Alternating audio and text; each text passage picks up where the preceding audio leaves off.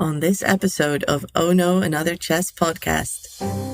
No, but that's the thing. Like, people are compassionate and they think, oh, that's just for softies, and I'm serious, Like, that's not what it's about. Like I was trying to explain, like, a compassionate training program will actually look a lot more realistic, and when you're actually undergoing the training, you won't be occupied so much by your emotions. Like, when you're actually doing puzzle rush or actually playing a game, you won't be constantly like, oh my god, I can't believe I'm not fucking seeing this. What the fuck is wrong with me? You'll be going like, okay, this is really hard. Like, I feel really stupid that this is happening. So I think I maybe just need to take a breather. Like you often say to your students, like, maybe in a classical game, just get up from the board, try to regulate yourself, come back. Like, that is compassionate training. Hello and welcome to Ono, Another Chess Podcast. In today's episode, I speak with Yara. Yara is a business coach. She studied psychology at university as well as humanistics. She is a little bit annoying and the mother of my only child. She is my wife, and in this episode, we talk about our family and our family's relationship to chess. Through the lens of her background as a psychologist, we also talk about our relationship through chess and how that has sometimes been challenging for us, and how she's helped me with some of the struggles in chess around ego and shame. I think it's a really interesting episode, if albeit a little bit of a strange topic to be speaking to a non-chess player. But I think it's a good one, and I hope you guys enjoy it. You're listening to Oh No, Another Chess Podcast. Yara, what do you love most about chess? I knew this question was coming, of course, but I'm not sure if I really love chess. I love that it makes you so happy, and that it makes a lot of adults really happy, apparently, and kids, of course. I do not love chess that much personally, because I don't like to be in my head so much when I'm in my free time for entertainment. I like to get out of my head. But yeah, I think that chess can be great for many people, just not me. Fair enough. Why don't you play chess? Yeah, it's weird, right? Because, we watched the Queen's Gambit together. I already knew how to play chess as well, kind of similar to you. Like, I learned it as a kid and stuff. But I never really played as a kid, played like a handful of times. But the Queen's Gambit also really captivated me.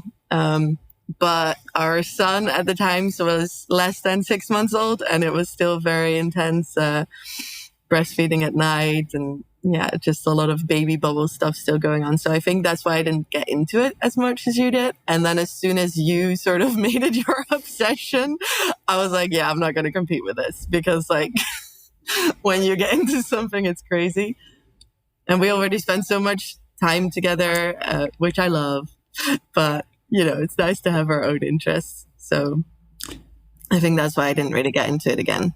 Sure. So what is it like to be married to someone who is already married to chess?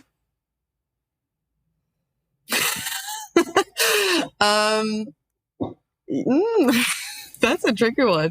Well, I think in the beginning it was more difficult than it is now. Now it's actually quite okay, because I like that you have one thing that is just completely, your thing. And you have other things that are your thing, but this is just the part of your life that I'm not related to at all, except for in the business. So I guess it's not entirely true. But yeah, I think in the beginning it was harder, because when you got into chess, and I think this is just something personal to you, but like when you get obsessed with something, you just breathe, think, and sleep only about that new obsession. And talk only about that new obsession. So every time I would talk to you, it would be about chess. And it would be a little bit tiring sometimes. I can be interested up to a certain point. I still, like, listen, I edit all the blogs. Well, not so much anymore. So if the quality is worse now, it's not my fault. But I I read all the blogs. I listen to you talk about it all the time. I get why chess is so captivating. I really do. I just think I stay away from it a little bit as well because you are, as you say, already married to it. And I don't want to be in a throuple with chess with you. You can have chess as your lover. But, if I wasn't married to you, I could see myself getting into it because I do like mind games. I don't know if you can call it a mind game. Yeah, I remember when we first watched The Queen's Gambit together, I went away and studied chess intensely for a full 2 weeks, every day for 2 weeks. And then I challenged you to a game and you beat me. And I did not understand, how could this be? How can you study a game for 2 weeks and still get beaten by your wife? And that's hilarious now because I realized... hold up. You didn't get beaten by your wife. You got beaten in chess by your wife. Just a tiny correction. Right. I think that was implied. But good to clarify that. So, I see a lot of people get frustrated by that even now, right? Because I think your entry rating, you played a few games on chess.com and your entry rating was 900 and something, which was even higher than mine. And everyone sort of, starts at a different place. But a lot of my students who are brand new to chess will also have this frustration because I think on a given day, you can lose to anyone 300 points lower than you. You can beat anyone 300 points higher than you. Maybe that range is even wider for some people. And so if you've just started playing chess and you're rated, 900, you can lose to someone who's 700 or 600, but most people start around then. So that can be a really difficult thing for people, especially when they've already been putting a few months into it and trying to get better. And then losing to someone who has never studied chess. It can be really challenging. But that's just, the way of it. I think this is a bit your ego as well, Scott. I just beat you, okay? I was just that good. No, just kidding. I completely understand what you're saying. I think that has happened a lot to you, and you talk to me about it when it happens to your students as well. The rating is not set in stone, yet all you chess players are super obsessed with it, which I get. I mean, not all of them. I think it was very, I think it was very nice for me to hear last week in the interview with Sarah that she was or 2 weeks ago, that she was I've actually, disconnected myself a lot from the rating. And I think that's something that you've been trying to do for a long time. And I think you are making great steps towards that. But going back to what you were just saying about the origin story, when you were way at the beginning of getting into chess, those 2 weeks of studying did feel like forever. And to not have that immediately reflected in your games or in your rating was unbelievable to you. Having said that, that was also the time when you were still convinced you were going to be a grandmaster within 5 years. So I think it also is just a little bit of realism when you get into chess as an adult, where it's okay, to set realistic goals. And I think you wrote about that as well. Ideally, you're not setting rating goals, but process goals and improvement goals. About are you doing your training? Are you playing enough games? Sure. To be clear, I did not think ever that I was going to be a grandmaster because I was already listening to Perpetual Chess pretty early on, and it was made quite clear the impossibility of that task. But I did think I could become a master. I don't know if that has changed. I do feel according to my original spreadsheet, I'd outlined my 10-year rating plan to reach master. And I'm still on track for that. However, I think I was wildly, I didn't understand the scale, right? It's not a linear scale to go from 1,000 to 2,000. It's not. So getting halfway there, I think, is much easier than getting the other halfway. Every point gets harder to attain the higher rated you are. And I understand that now. But I'm really interested to see where my rating actually settles out, because I've exceeded my own expectations in terms of my results since I started playing over the board. So, yeah, I think one of the reasons I feel so happy about my chess right now is because my over the board ratings are still somewhat provisional. So I don't take it, I feel free every game I go into. I don't worry about losing points or anything like that. Because I really don't know where I'm at yet. Yeah, I mean, I think you're still nervous, but I think we did have a lot of talks about you having that master goal, and how I felt like every time when you lost, that was like the first thing that came up, sort of like, okay, but if I don't get this, then I'm not reaching my year goal, and then I won't be a master. Like, it was just set in stone. And I think that's where I got like really frustrated at you after, listening very patiently for the 200th time. I was like, this goal is like made up. Like, this is like something you're supposed to be doing for enjoyment. I mean, I understand it's also for achievement, but like, yeah, because the achievement is enjoyable. I get that. But like, you had this thing in your mind as well. And I don't know if you still have it actually, where it was like, oh, in 10 years, like, I'm just not going to be able to improve so much anymore because my brain will be old.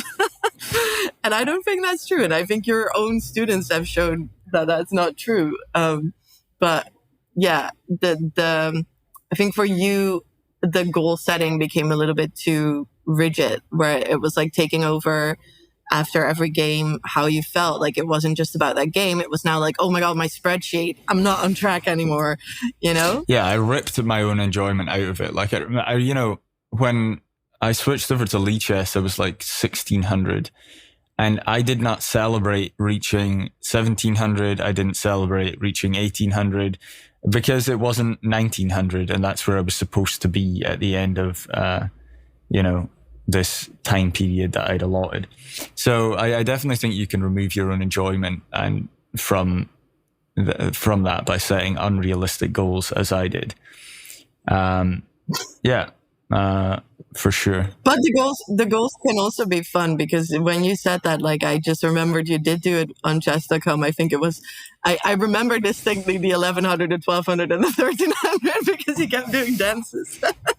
And I think we actually, like, we cheers to it and stuff. We really did celebrate it. And it's nice to celebrate your accomplishments. Like, I don't have anything against goal setting. I just think as soon as you are, your goals can get in the way of your own improvement. And then it's not, then it's not helpful anymore, because those goals were overtaking your mind so much also during the game that it was like putting extra pressure on yourself. And I think a lot of what you do with students, but also what you've done in your own journey, is just like trying to manage how you deal with the pressure during a game, because it's like, okay, one wrong move and it's over, basically, or it could be over. Doesn't always have to be, but yeah. Yeah, no, for sure. I mean, things have definitely changed. I no longer want to be a master. I think I feel very comfortable in where my level is right now, at least assuming my performance over the board remains at this level. Because if I can, get that sort of established over the board rating, then I feel comfortable within myself as a chess coach, right? Because I feel like, well, my students will never catch up to me. It's basically, I feel like, the range at which I feel comfortable teaching, I feel comfortable being at that level in order to teach them. Whereas I was never really sure if that was true or not, because I didn't have this established over the board rating. I was like, well, what if I'm not good enough? Like, I was always having this self-doubt, I think. Yeah, I mean, it's just the classic imposter syndrome, though. Like, as soon as we decided that you were going to like try to do chess coaching, I had to totally convince you all the way. Like, you'd still be doing it all for free if I wasn't there, I feel like, because you were just like, yeah, but like, I'm not really a good coach. And yet your students keep saying that you are a good coach, and you keep getting that feedback, and like, you've helped so many people by now. And it's not even true what you said, that your students can't catch up to you, because you've helped students and then you've let them go because you're like, this is as far as I can take you, and like, enjoy. And some of them even then say, well, even though we're sort of in the same rating band now, like, this is actually really useful to me and I really enjoy your coaching, so I'm going to continue. So I do think it's just basic imposter syndrome. And it's also because I think there is a bit of a stigma in the chess world, even though I'm not as in the chess community as you are. Like, I also see the haters on the blog, where they're like, "Oh my God, how can you be a chess coach?" And, we usually just laugh about it because it's like, being a chess coach is more than just being an expert. And I actually think there's a lot to say for, being just one step above someone else, or two steps or whatever, because you remember that journey clear and stuff. But I'm not gonna do like a promo for your chess coaching or anything, because I also think that other chess coaches who are masters, like, that's also great. But like, I don't think that you exclude, like, that the chess coaching landscape should just be masters. Like, I think there's other things possible. And yeah, I'm really proud of you for doing that. And I think you're actually a really good coach. I think we both have this teaching in us. It's funny, we can see it in our son already as well. And yeah, I think you have that teaching skill, and that's, as long as your students are happy, that's great. But it definitely added pressure to how you were playing chess as soon as we also, added the coaching. Yeah, I don't feel that imposter syndrome anymore, I would say. Partly, as you say, because there's been good results from my students, and also because I feel like my level now is appropriate. And I didn't feel like that when I first started coaching. And to be fair, it wasn't my idea to coach to start with. Actually, Shay, who was on the episode 3 of the podcast, it was his idea, right? He was the one who he's to blame. Yeah, he was. I was like, no, I can't coach you, and he was like, no, please, you have to coach me. So, that's where that comes from. And then I just took it from there. But now, obviously, there's a system, and as you say, certain students have graduated. So I do feel like the method does work. Yeah, definitely. Yeah. So. But yeah, in terms of my own chess, definitely let go of being a master, because I think it's improbable. I mean, I would still strive for that, but if I don't achieve it, I don't feel like my life will end anymore. Yeah, and that's the difference, like that, because you're still massively ambitious, like you're not, like you're definitely in the adult improver camp. Like, you're definitely in it to win it, in it to improve, not just like, oh, I'm just going to play some chess on the toilet or whatever. Like, no, you really take it seriously. And that is also like, chess can be taken seriously on the toilet. Okay, yeah, I stand corrected. But I think, you do take it very seriously. Like yesterday when you had like your OTB game at the chess club, like, you make sure that you eat a certain type of dinner at a certain time, and that you're like, you have your whole pre-game ritual before you even leave the house. And I think those are all signs that you are very ambitious. But like, this is actually one of the quotes that I like a lot. I think Brene Brown said it, and it's like, striving for excellence instead of perfectionism, or instead of perfection. Right, let me do that again. The quote is, striving for excellence instead of perfection, because perfection is just unobtainable and you're never going to be happy if you strive for that, but you can still definitely strive for excellence. Then why did you redo that take? Don't put that in, please. No, I'm definitely leaving that in now. But it is a good quote. Yeah. Do you think Brene Brown would come on the podcast? We can always strive for it. Oh, I have a good question, because you're into, and people like Brene Brown and these sort of self-improvement people, I would say, consciousness folk. As you can tell, I don't know about it as much as Yara does. Who do you think from the non-chess world would be most beneficial to chess players to listen to in order for them to improve their own game?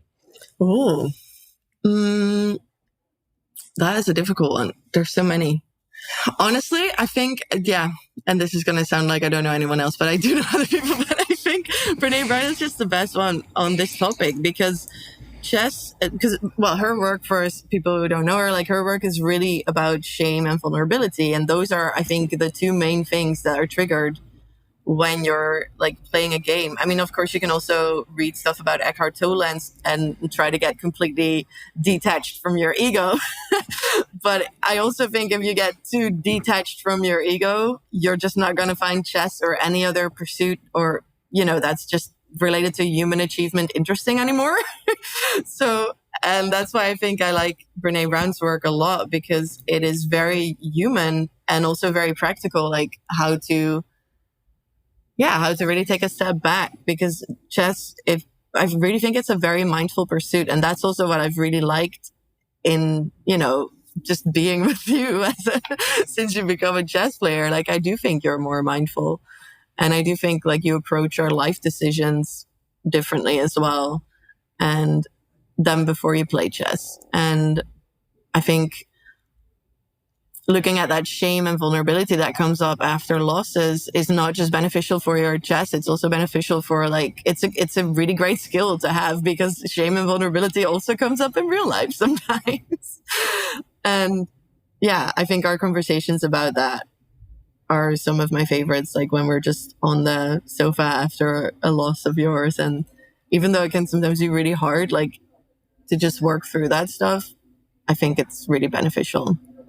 For what? For my chess or for me? Both. Like, that's what I'm saying. Like, for both, and for our relationship, even for your relationship to your son. Like, yeah. And I think in general, and I think that's also why it would be really good for more chess players, especially adult improvers, of course, to look at that part of the game for themselves, and why I like, the conversations that you're having with people and in your blog. And also, like, for example, Chess Feels, I think it's great because it is so necessary that we all look at our shame and vulnerability, and that we all can be more honest with ourselves and milder with ourselves. Why don't you expand on what you mean by shame and vulnerability? Because I know you, so I know what that means. But I think before I met you, I didn't even know what an emotion was. So why don't you explain it? I mean, Bernays says this way better than I do, of course. I'm just going to paraphrase in well, my get own her on words. the show. But shame is that... shame is basically the feeling you get when you feel like your whole being is just not worthy. It's very different than guilt. Like, guilt is like, oh, I did something and it was wrong. Shame is like, I am wrong. And it's when you're really deeply emotionally triggered, you usually just want to hide from everything. You want to isolate. You're probably in some self-hating conversation in your mind with yourself where it's just like, oh my God, I can't believe I did this. How stupid am I? Related to a chess game, it's usually that kind of self-talk, which I don't think you're alone in. I think a lot of people have that. Also, when I hear you talk to your students sometimes, because we used to share a room. So sometimes I did overhear something, or you would share something with me afterwards. And it's very easy to spot in others, but it's a lot harder to deal with in yourself. And the only way out is through. And that's the thing, like, to just be able to sit with it and to be like, okay, first just notice it. Like, I am having these feelings of shame right now. And then to know some ways that you can deal with it. So for example, reaching out to someone, that's why I think the chess community is so important. Like, reach out to someone. You for a while had this guy that you were messaging with all the time on, after your games on Lichess, and you guys would just speak to each other every day. And I think that was already so beneficial. Yeah. And also, shout out to Andrew. Yeah, shout out to Andrew. You helped me as well. Because, it is really nice to speak to someone who knows the feeling, because even though I live with you and I work closely with you in chess, like, I'm also a business coach, but like, we share a chess business, and I still do not completely understand the emotional reaction after a loss sometimes. I do sometimes still tend to have that voice in the back of my mind and sometimes blurt out, but stop being so upset. It is just a game, So I think that is something that I've tried to work on, to be a bit more understanding and empathetic about the emotions that come into playing chess. But yeah, I think definitely with the shame part, like allowing those feelings and reaching out, connecting to someone about it. Because like, connection kills shame. Like, it can't, because unless you're like reaching out to someone who's just going to say, yeah, you are a freaking idiot. Like, don't do that. Like, make a good choice of who you want to share with. But then it can actually be a real growth experience of learning how to share vulnerably about your feelings. And yeah, I think especially since most of the chess population right now is male, I don't know if I can say that. If I'm going to be cancelled for this, but I think that's just a fact. No, I think it's a male-dominated field for sure. Yeah. Well, at least your podcast is currently male dominated. I can see that in the statistics. So like, I think especially for adult men, I think this is very important. And if chess is the thing that triggers you to look into your shame and to, you know, allow yourself to be more vulnerable, then I'm all for it. Because, you know, yeah, I'm a feminist, kill the patriarchy, kill toxic masculinity. And I think even though chess might seem, well, is still also showing a lot of toxic masculinity signs in the community, I think on the other hand, there are a lot of people, also men, who can grow from it. You said something there that communication or community kills shame. What do you mean by that? Yeah, again, so like for all background, I refer back to Brene Brown. But yeah, I can speak to that. So like I said, when you get triggered in shame, our impulse is to hide and to isolate ourselves. And that is the worst you can do. That's also been proven to drive addiction. Gabor Mate has written some great things about that, amongst others. And the thing that happens when you connect to someone else, again, someone that you trust, someone who will be supportive, is that your shame just doesn't hold up as strongly as it does when you're alone in your own bubble. So it is very hard for people, I think, to talk about this innermost part of themselves. I find it difficult when I get triggered in shame, but to just say out loud, like, I feel really embarrassed. I feel really ashamed about the result of this game because this and that. And I just feel like I'm so stupid. Like, if you can say that to someone and someone has an empathetic response to you, as basic as that sounds, like, that is actually healing, especially because some of us, well, I would almost say most of us, didn't always get those empathetic responses growing up from the people around us. And it is actually healing. Like, even if it's about chess, about the content of chess, the experience of like sharing a shameful, the experience of sharing your shame will be healing.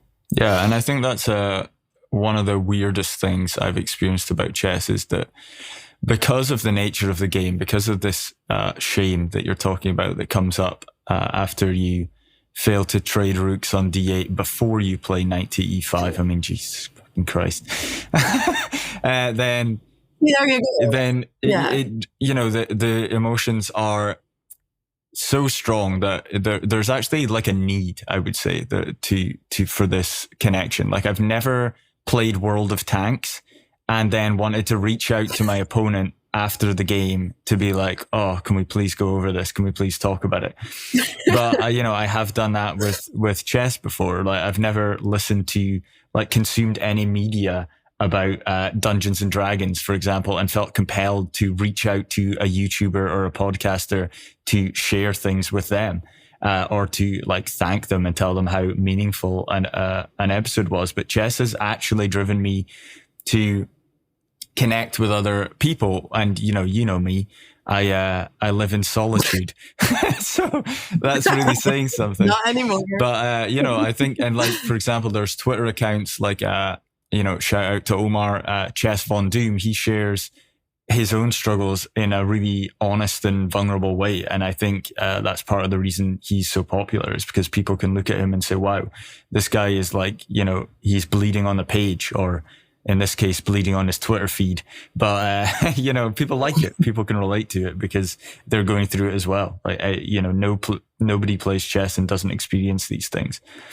You know, yesterday at the chess club, a guy, it must have got mated early and he knocked half the pieces over, and you could see he was immediately embarrassed by his reaction. But like, you know, nobody looked at that guy and thought, well, what an idiot, he can't control his emotions. You know, like, I could tell that the entire room was thinking, well, maybe I've never done that, but I definitely know how he's feeling. You know, yeah. So it is challenging with chess specifically, and not with like hungry hippos. But why is that though? Like, that is still something that is super interesting to me. Like, why that is? Why does it make you feel so much? Yeah. I don't know. I think it's partly the fact that you play it alone. So there is nobody but you. And there's partly the element that there's no luck, right? It's really difficult to blame external factors. It's really hard to do that. Try as you might, you know, I still find myself attempting to somehow blame something else. But, well, actually not really. Like sometimes I can make excuses or like tell a hard luck story. Like, you know, I won my game last night, but the week before I lost. And I was like trying to make myself like feel better by saying, oh yeah, I had to sack a piece because otherwise I was getting mated, but I saw the mate in 5. And afterwards, when I spoke to my opponent, they were like, why did you sack that bishop? Because they didn't see the mate. I was like, so somehow I'm better than my opponent, even though they beat me, right? Because I'm just like protecting my own ego. So even though there is always a way to make an excuse and make yourself feel better or somehow stoke your own ego despite a loss, you are entirely responsible. I think there is very little luck in chess. And so every decision is your own. There's no one to blame but yourself, I think. And then I think there's like the egoic tie to it being a game of intelligence, even though I feel like it's got nothing to do with intelligence. But then people, they tie not just their sense of self-worth, but like their IQ to whether or not they are gaining rating, which is kind of stupid when the more you think about it, right? Because people who've played chess since they were a kid and are titled players, right? They're like, who's to say that when you started chess at the age of 40 and reached the rating of 1500 that you've achieved less, right? That journey might have been just as hard for the adult trying to get to whatever number it is, 1500, 1800, 2000. That journey might arguably require more effort than it required, someone else to get to 2200 when they were, between the age of 6 and 15. I don't know. A sponge. Yeah. When they were a sponge. Sure. Yeah, no, I think the part about intelligence is definitely also what I think is the most hurtful to people's ego. Which is I think partly because of the of the status around chess. Like if you're like a chess player or a chess master, everyone thinks you're super smart, and arguably you're like very talented at chess. Like you're obviously very talented at chess, but like there's a lot of people who maybe not talented at chess and are still super smart. And also like the value that we put on being super smart, whatever that really means in our society, is just ridiculous. Like we have such an what's the word? See, this is how not smart I am. This is my ego coming in where I'm like, oh my God, I can't find a word. People are going to think I'm dumb. Like, I think that's what's coming into the game of chess as well. It's like this fear of like, what are people going to think of me? People are going to think that I'm not good enough for this game. And then tying that status of your intelligence, or how you think it will be perceived, to your worthiness, like it's a whole different mess. And that's where shame comes in. It's just like, if you can somehow untangle that, whether alone or preferably with someone else after a game, I think that helps a lot. Where you're like, okay, well, why do I feel this way? Because I think I'm stupid. Okay, am I actually stupid? Is that actually true all the time? Is that actually true right now? Probably not. I just lost the game, And like, even if I'm really stupid, does that really matter? Also, maybe it doesn't really matter that much, If you still have people you love in your life, if you still have things to love in your life, if you still enjoy the game of chess, like who effing cares, No one will understand that. We all care. Family or no family, right, well, it still hurts. No one has ever lost the game of chess and been immediately consoled by, well, you've still got your children. Get told to fuck off. No, yeah, I get that. No, I'm not saying it shouldn't hurt. Like, let it hurt, but then also come back. Either alone or with help, because like, what about with a case of alcohol? It's not. Well, that's not actually coming back. That's just numbing it more. And I think that's actually really interesting what you're saying, because again, that's the addictive part, you know? Addiction is just numbing, and it's all related to isolation. It's just about like, I don't want to feel this shame. I don't want to feel these feelings. So I am going to, you know, repress them with whatever means I have. And I think the only way out is through. I'll say it again, because like as soon as you can sit with it for a bit or talk to someone about it or just be like, I don't know, like there's other things you can actively do, like sports, like any movement. It's like super good to just get that energy out of your body. I don't think it's a coincidence that there's this whole, you know, love for boxing in the chess world. I'm a kickboxer, not as good as any of the chess masters for sure. But like, I get that sometimes you need a release for all the things you're feeling, and sports is a really good way. Talking is a very good way as well. Preferably a combination of something that is moving the body and, you know, letting you express your emotions. That is amazing. Like that is a lot more effective than alcohol. Am I saying you're a loser if you use alcohol sometimes? No, like I get it. I also numb myself when I feel shame, not with alcohol. I'll do it with sugar and some Netflix or whatever. Like we all have our unhealthy coping mechanisms. Russell Brand wrote a really interesting book about it before he got all conspiracy theorist crazy. My personal opinion, not an official statement by TheOnoZone. But yeah, I think that's just it in a nutshell. Like whatever gets you through it, but if you can change it slowly to being healthier coping mechanisms, I think that will really help your enjoyment and your improvement of chess. Sure. So, okay. Something you said there that was super interesting, right? So it's like, okay, I've lost the game of chess and now I'm going to drink some beers to numb myself, right? So are chess players trying to numb the pain of a defeat by getting better? Does that make sense? They're like, okay, if I can improve my rating, if I can gain 200 points, then the shame will go away, because then I won't be a 1500 anymore. Now I'll be an 1800, and then I will like, and I look up to 1800s and I feel like they're worthy human beings. Like people can love them and they're probably deserving of, you know, love and success and respect or whatever it is. So I'm going to become 1800 and then I'll feel better. And then they'll get to 1800 and go, well, you know, once I hit expert, right? Once I'm 2000, then I'll be worthy. Do you think that's what's driving chess improvement, is shame? I think for some people, it definitely could be. And it also sort of relates back to what I was saying earlier about the ego. Like you don't want to get completely rid of your ego because you'll just not be interested in chess anymore.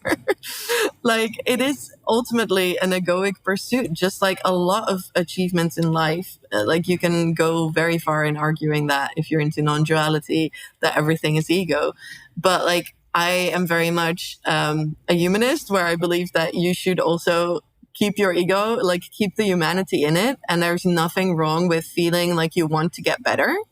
I think there are other ways to get better than through shame. I think, and especially like not just like then through shame. I think maybe everyone will encounter some shame on their journey, but to have that be the driving factor, I think you've done that a lot. And I've sort of tried to slap that out of you again, metaphorically speaking, because I feel because it's actually proven. Oh, I can't remember the name of the book, but there's like so many theories, like existing studies out there, that it just doesn't work that way. I think this is also really related to the work in self-compassion by Kristen Neff, for example, where it doesn't work to like give yourself a kick up the ass to get better. Like the best way is to be very realistic and compassionate with yourself. So to give yourself that like mildness in like, yeah, I lost now, but that doesn't mean I'm a complete idiot, or that doesn't mean I'm unworthy of love. And it does mean I probably have to study more.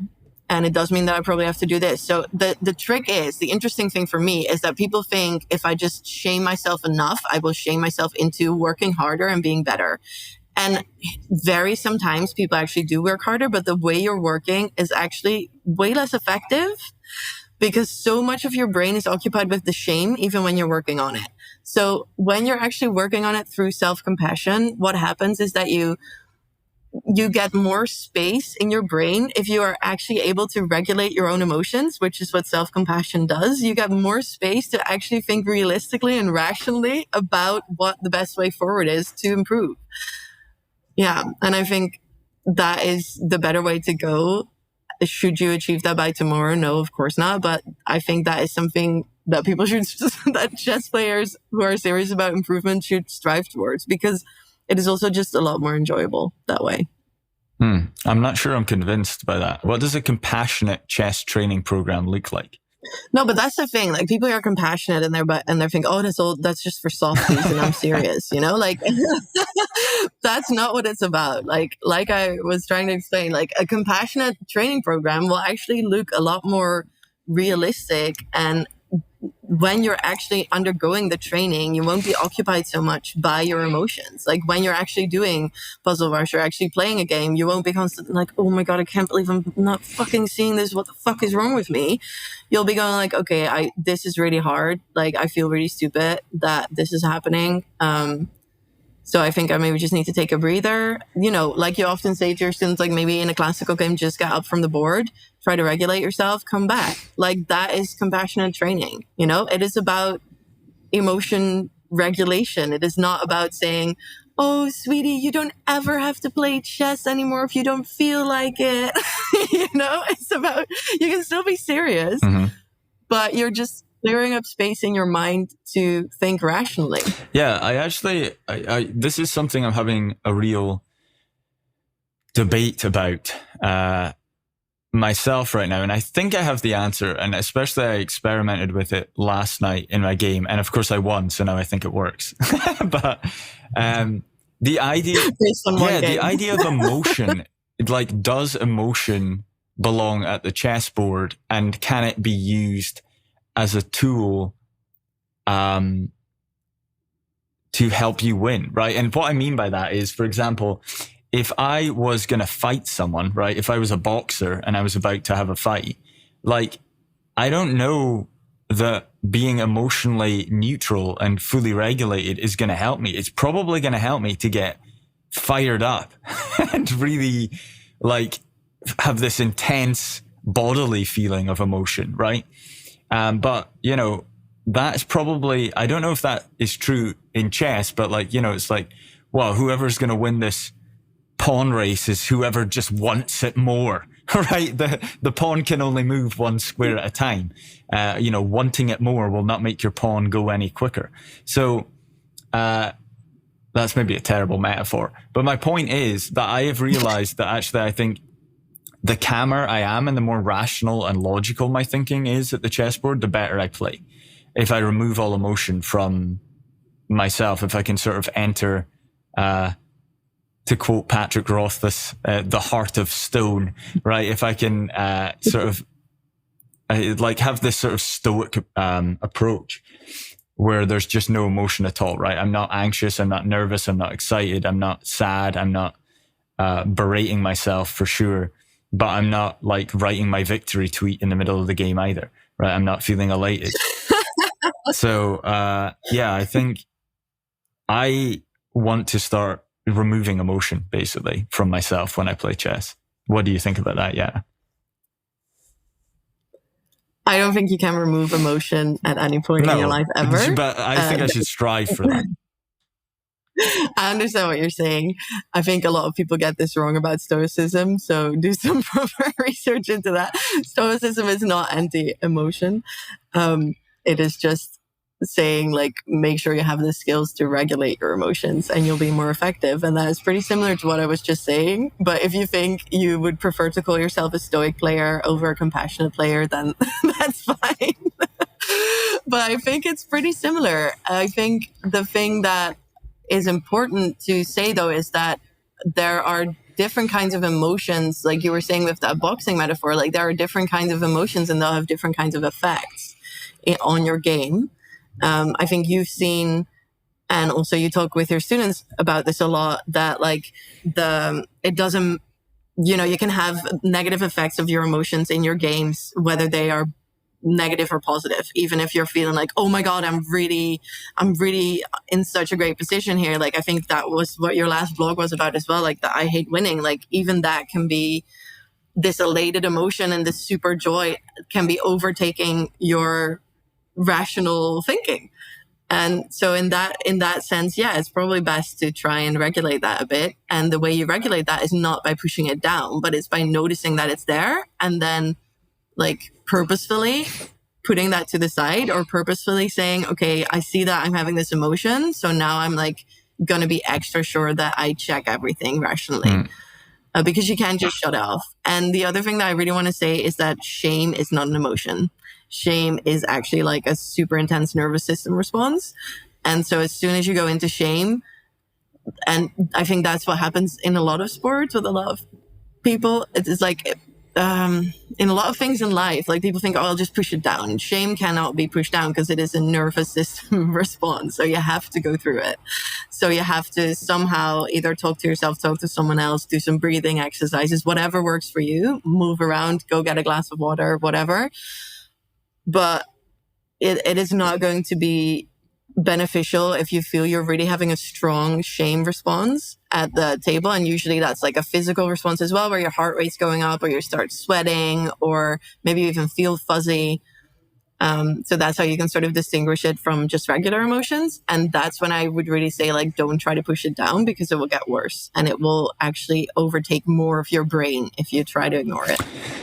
Yeah, actually, maybe you could help me to help my students, because I think what I'm talking about is I've noticed several patterns in chess players in general, or at least in my students, which I assume represent the general chess population, which is that their emotions affect their perception of reality, basically. If you're feeling like, I am a bad chess player, you're looking at the position and you're evaluating it wrong, basically. It's reducing the evaluation of the position.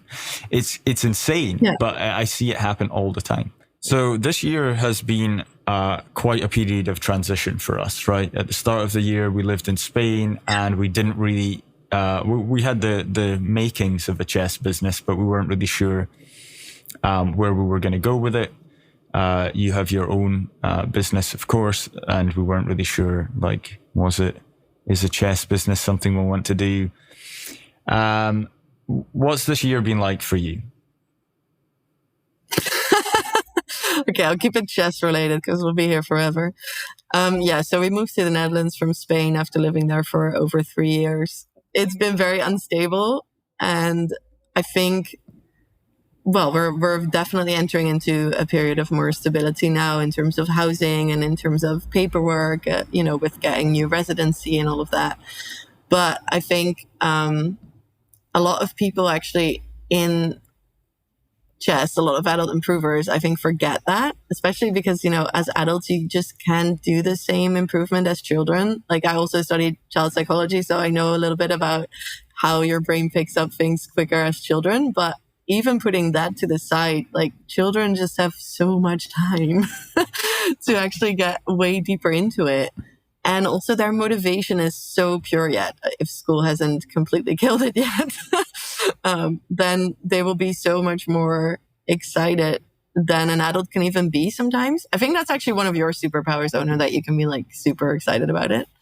But I think seeing your chess improvement to the backdrop of your life is very important. I think that's something chess players forget a lot. Like, your life is going to show up in your chess, just as your chess performance is going to show up in your life sometimes, where it's like ruining your day if you lost. Like, the other way around, I think there's also something to say for it. And of course, the more skilled you are at going into that focus mode, the less whatever's going on in your life, the less the stress of the day will, affect your game. But I don't think you can expect from the beginning of your chess journey that it's not going to impact your chess. I feel like you're hinting at my chess has been affected this year by everything we've been going through.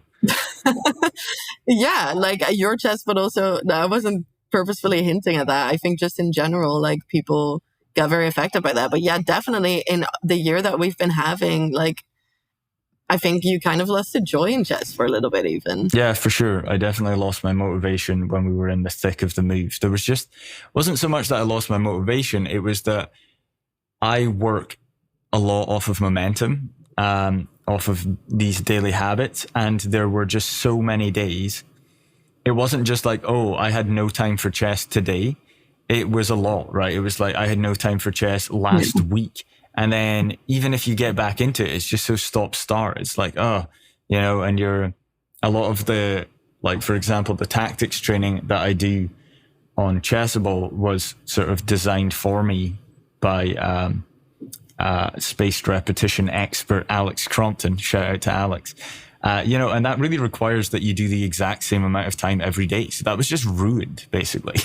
That training program, which was like an essential part of my daily study, was just destroyed by, us just not having enough time. And then it is hard to restart again. And I really thought I can't have improved this year. And it's been difficult because I even have no way to really measure. Apart from now, I've got my 6 over the board games that I've played. Aside from those results, I have no way to measure if I have improved at all this year, which I find is somewhat of a relief in some ways because it's like, the pressure of the numbers has kind of gone away as you switch from one format to the other.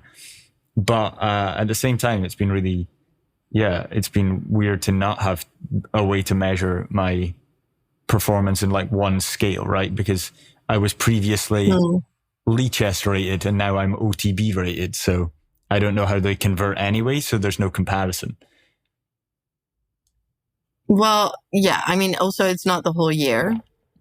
You have still played some games on Lichess, and I think you're getting back into that now as well. And also you were playing games on Lichess on like a second-hand account sometimes, because it's like, sometimes I think also because you are a chess coach, it is harder to play online. It's not because I'm a chess coach, it's because the blog's on Lichess, and I was finding it for a long time extremely difficult to play in front of an audience. I just felt there was an inordinate amount of pressure to play on my public-facing account. I do feel like I'm just going to go, I've deleted all my alt accounts now, and I'm going to go back to playing on my real account. Part of that's because it looks like I don't play chess anymore. So I don't think that's a good look for me as a chess coach and content creator, because I do play chess all the time. So I am going to go back to playing online again. So I guess I will get that feedback. And that actually makes me somewhat nervous, right? Because the feedback could be, hey, you're the same rating as you were when you stopped playing online. It shouldn't be, right? According to my over the board rating, it shouldn't be. And if anything, that makes it worse, because now I have the expectation of where my online account rating should be based on my over the board rating. So if it doesn't go up, and now I'll have a massive crisis of confidence. So look forward to that one. But Yara. I know. Yesterday when you like texted me because I was out of the house and you played your first Lichess game again and you won it, I was like, I was with a friend and I was like, phew, okay, it's going to be a nice rest of the day, not a horrible one. Yeah, so I definitely get that. I get that effect, but it's not like you said, it's not like you haven't played chess. You've played on alternative accounts. And also, like, you have still been doing chess every single day because you're a chess coach. Like, okay, apart from the weekends, but like, you are not doing your own training. Well, you're getting back into that now, but you weren't doing that for a while because we were literally, sometimes in 2 weeks' time, we lived in 3 places and everything is like different. We don't have any stuff. We don't have a house to go to in a few weeks. Like, it was absolute chaos. And, I think that it makes a lot of sense that you need that momentum as well. I think that is true for many pursuits, not just chess, from any habit, also from a psychological perspective, that makes a lot of sense. I think there's actually like a 21 day, or some people say like the 67. It depends on kind of like how you look at when it's a new habit, but like it takes a certain amount of days before something, gets going as a habit. And you have been playing chess still, but just not your own training. You have been sometimes with your students, you also do a training game. But even if you don't do a training game with them, every lesson that you do with them or every session that you have, it's still all about chess, and you're analyzing chess games, even when they're not your own. And that must have some effect as well. And yeah. And I will say at the end, so what if if it's not gone up? But I know that will fall on deaf ears. Yeah, it's important the number goes up consistently every year by an exactly round number. But this is me approaching the end of my third year in chess. So according to my spreadsheet, I should be exactly 1,600 FIDE now. So there you go. What's that on chess, more or less? Yeah, it was supposed to be year 1, 1,200, year 2, 1,400, year 3, 1,600, year 4, 1,700, year 5, 1,800. And then I think I let it go in increments of 50 at some point. Anyway, it's total horseshit, basically. That's what an 800 person expected chess improvement to look like. But I do think I'm going to hit my 1,600 rating over the board. At least I am now. I don't know if I can hold it above that, but we'll see. Yeah. I don't think any starting adult improver will expect that. I think that's also very specific to you and how you look at.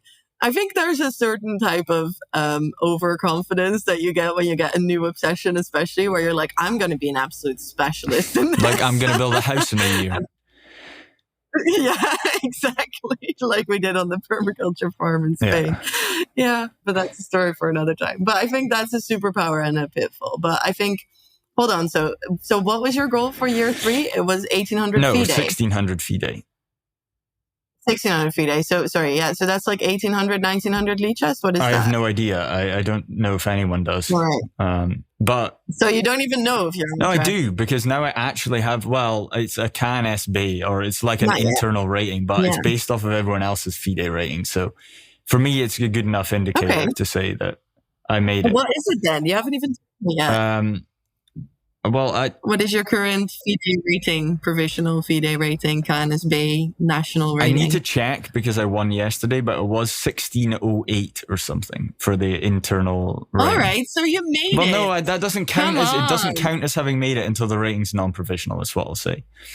And the lowest rated player I've played is 1750, and as discussed with Sarah in a previous episode, I definitely find it easier to play higher rated players. So, let's see if I can continue to perform when I'm playing lower rated players as well. Okay. Having said all that, I want to see a yay dance right now, because we just talked about how we used to celebrate your victories. And I think that is so important to celebrate the victories as well as the losses. So in 3, 2, 1, 1,600, baby, 1,600.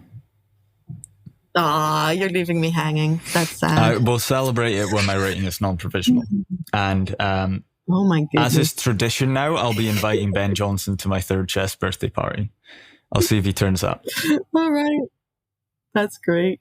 That's great. I'm not invited, I assume? Absolutely not. It's just me and Ben. Well, last year I invited way more, but Ben was the only one that turned up. So now it's tradition to just invite Ben.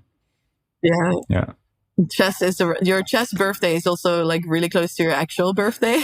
So am I at least invited to that? No, but if the audience wants, they can buy a patron membership as a gift for me. Can we say that? Or people just hate us because it's a shameless plug? Well, I don't care. Let's be a shameless plug. Yeah. If enough people sign up to the Patreon, then I can convince Yara to let me hire Keith Arkell as my coach. Oh, is that so? Okay. What's the goal? How many patrons? When can you hire Keith Arkell? I don't know. At 4 patrons? No! You already have more than that. That's not fair. That's like how our son negotiates, though. That was hilarious. He is a good negotiator. One thing I did want to ask you, Ono, is like you sometimes say that you never want our son to play chess. What's that about? No, because I wouldn't wish this on anybody. Like, if they haven't already been afflicted with chess, then why would I ever want them to have to go through this? It's too hard. like a virus. Like, I love it, and it's great and everything, but do I wish that it had never happened to me? Like, it's too late now. It's like I already have the disease, so it's incurable. But would I wish this on someone new? Probably not, because I think, especially when it's my own son, I feel like I don't want to see him suffer, and chess is largely suffering, I think. Okay. I think that is very personal to you as well. Sure. Well, and I think when I wrote the post, "Has chess ruined my life?" I think what I came out with it, and I should clarify this because I don't hate chess, or, you know, I do love chess. And what I would say is chess has made the quality of my life worse, but it has increased the meaning in my life. And I will always, always, always choose the meaning over the quality, right? It's kind of like I use the metaphor as it's kind of like becoming a parent. The quality of my life has gone down. I don't know when the last time was that I took a shit on my own, but the meaning in my life has gone up, right? I got to build a Lego Hogwarts castle all last week, and it was really, really fun, right? And I just love like watching him grow up. So, you know, it's meaningful, but I have way less free time. You know, I could have been 1700 by now if I didn't have a kid. Maybe even 18. Well, maybe that's also something you like to tell yourself to feel less bad about it. That sounds like excuses to me. But I feel like if you think it has brought your life more meaning, why don't you wish that for our son? He's going to suffer one way or another in his life. Maybe you just haven't accepted that yet as a parent. But I think if he wants to do chess, he could do chess. I mean, he's certainly interested in it, isn't he? He's always talking about... I mean... yeah. Obviously. But that's also because we named all of his Playmobil toys after grandmasters. So when he could just say words like BlackBerry, that's when he could also say Anatoly Karpov and Erika Dronavali. And yeah. You know, so I think he's been indoctrinated beyond savior by this point. Maybe. And, you know, now even my mom even told me the other day that when she's babysitting, like he's always playing out scenarios with where it's like, okay, and now I'm going to work. And then my mom's asking, what are you going to do? Well, I'm just going to do some chess. So he now thinks that all work is chess, even though I'm also I think he thinks mom. I just lock myself in the room and play with the knights. Yeah. Probably he thinks that. That is what he loves to do most now, to play with the knights. Yeah. Yeah, but we'll see. I think there is a happy way of chess improvement still. I still trust there is. And I definitely wish that for a son. And I wish that for you as well, and for anyone else improving. And, you know, just find a way to make it more enjoyable for yourself. Get people around you who also enjoy chess. Share the suffering together, because that actually builds a stronger connection than anything else. Like, yeah, I hate suffering. Who doesn't? But like, if you can bond over pain, over shared pain, that is a super strong bond. So, yeah. Yeah, I think that's actually, that is the really cool thing about chess, is that I have made really strong connections. Like I said, that I just wouldn't have even considered making with any other pursuit or hobby, right? And I think you're right. It's coming from the pain, right? It's like some of when I think back to my best friends that I have now, all two of them came from places where, came from experiences that were really like galvanizing. Like, for example, a lot of people meet really good friends in their first week of university because you're going through this really challenging experience together. Yeah, it's fun and everything, but for a lot of people, it's the first time living on their own, right? It's a real event, and you're going through that with someone. You're sharing it with someone, and so I think chess does build these relationships, and it is a really strong galvanizer. And if you're really old and it's hard to make friends, then you know maybe you can make them through chess, like you. Yeah. So me and Ono have this running joke that he's a lot older than me, but I don't think you're that old yet, hon.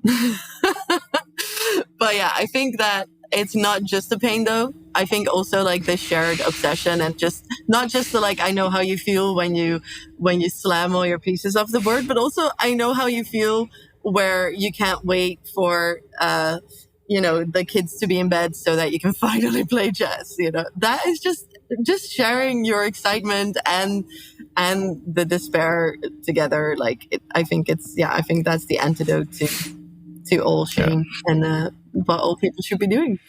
Well, relationships are the point. That's my closing statement. Yeah, if you want to get better at chess, get a wife. I'm not sure that's what I said. That's what I heard. Or even so. Okay. No, I hopefully people don't think that this episode's been too much of a downer, because I know we've kind of just talked about chess as suffering and trying to mitigate that. But hopefully people did enjoy it and enjoyed your perspective as well. We do plan to do other episodes where Yara joins us again, and we maybe talk to another couple and find out what their experiences have been like as a family or as a couple in terms of chess. So if you play chess and you're in a relationship, if you're lucky twice, then, let us know.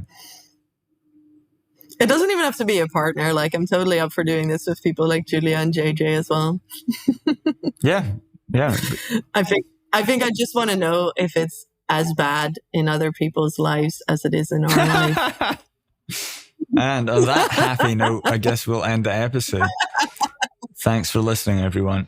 Yes, and so that I don't have to record a separate outro, I will tell everyone now, if you like this podcast, please sign up for the Patreon. We'll do Zoom Hangouts. I guess I'm invited to a Zoom Hangout now. I think I'll just do this one on my own. So I'll be there. And we usually have podcast guests there. And normally I'm not there, so I don't know why I'm saying we, but the Zoom Hangouts are by far one of the best places to find chess community. Like, everything we've just been talking about, like, do that. And also, if you want to know anything else about Ono and the chess business, the chess coaching business, make sure to go to TheOnoZone.com. There's free trial lessons available still, and you can find a lot more links in the show notes. And that's it. And is there anything you want to plug for yourself, Yara? Well, the TheOnoZone I'm also part of, so I've just plugged that. But yeah, I'm also available as a business coach. I am focusing on female entrepreneurs. So if you are a woman listening to this, or if you know any women, and they want some business coaching, then I'm definitely up for that. I'll put my details in the show notes as well. All right. But yeah, this was surprisingly fun. I didn't realize talking about chess with you could be this fun. Yeah, we should do this more often. Did we just super married couples want to say the same thing? All right. That's enough of that. Goodbye. All right. We'll be back in 2 weeks. And in the meantime, say it with me. I wish you all the chess. Jesus Christ. Can't say that. I'm cutting that out.